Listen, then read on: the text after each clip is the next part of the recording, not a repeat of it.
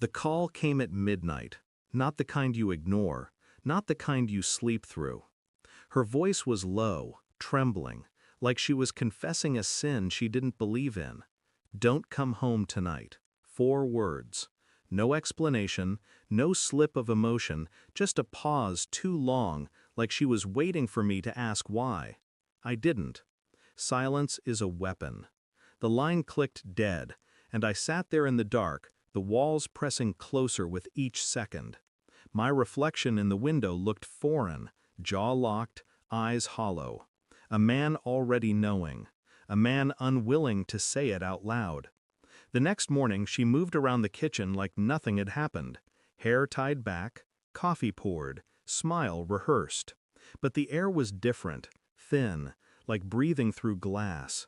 When I touched her shoulder, she flinched. A microsecond of recoil, barely visible, but enough. You can't fake that, not to me. Her phone lit up on the counter. A name I didn't recognize.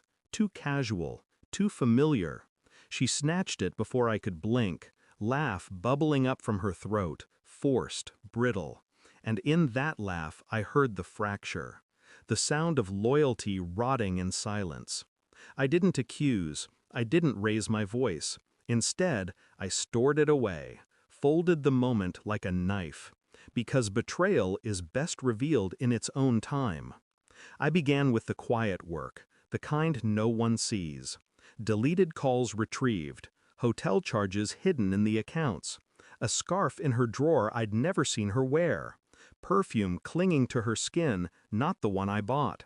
She thought she was clever, but lies leave fingerprints, smudges in places she'd never think I'd look.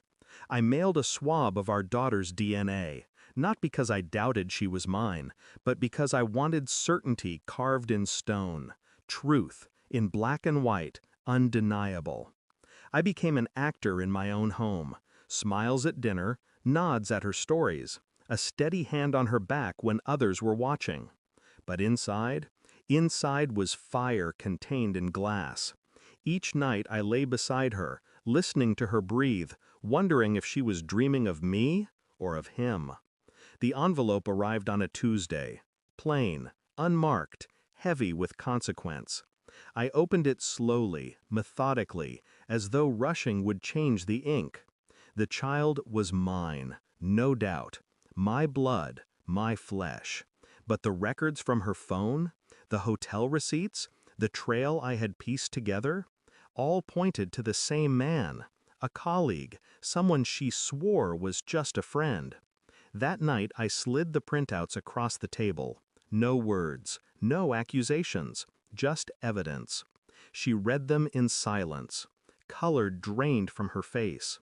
Hands trembling, lips parting but no sound coming.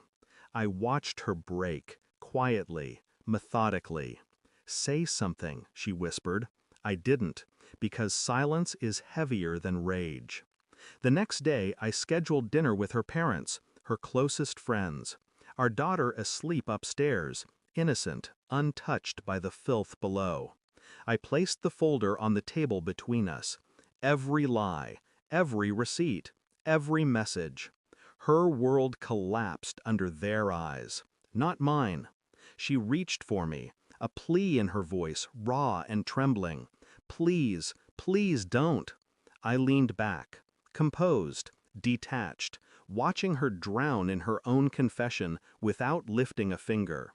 It wasn't the affair that ruined her. It was the exposure. The image shattered in front of the people she'd spent years fooling. And I didn't need to scream, didn't need to strike. I simply left her there, gasping for air she'd never find. The house is quieter now, too quiet maybe, but silence has its own kind of peace. She calls sometimes, messages full of apologies, promises, pleas. I don't answer. The truth is, I don't hate her.